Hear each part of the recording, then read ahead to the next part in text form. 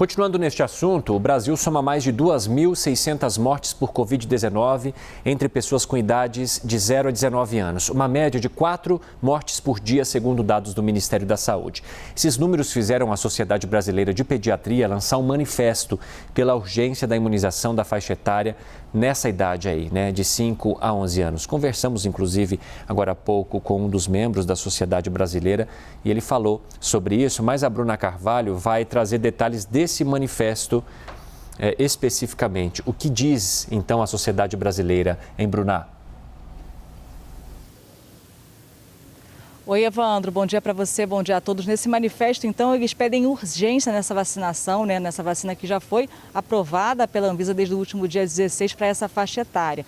Eles dizem que não é só se baseando em estudos, mas também em dados, em como reduziu a quantidade de internações em outras faixas etárias com a vacinação, e eles defendem que isso deve também acontecer nessa faixa etária, já que isso já está aprovado. E que, diferente do que o ministro da Saúde, Marcelo Queiroga, falou, os números de crianças que morreram aí por síndrome respiratória aguda grave aí provocada pela Covid-19 não estão dentro dos aceitáveis, que inclusive o Brasil tem os números mais altos então do mundo. Eles destacam isso então nesse manifesto e brigam então pela urgência dessa vacinação, usando então como base esses estudos clínicos e também os resultados em outras faixas etárias, não tratando essa questão como uma segunda questão, mas sim uma questão urgente nesse momento aqui em todo o país.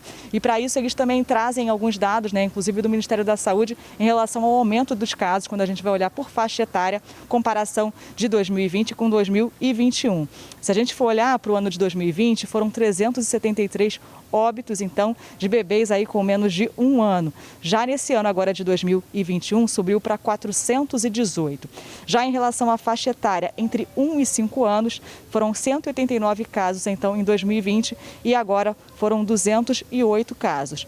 Então, a gente vê que em todas essas faixas etárias, esse número foi subindo. Inclusive, entre 6 a 19 anos, foram 641 pessoas em 2020 e agora 796 casos, então, de mortes aí que foram provocadas por síndrome respiratória aguda grave provocada pela Covid-19. Então, esse manifesto é para reforçar a importância dessa vacinação urgente para essa faixa etária. Volto com vocês. Obrigado, Bruna.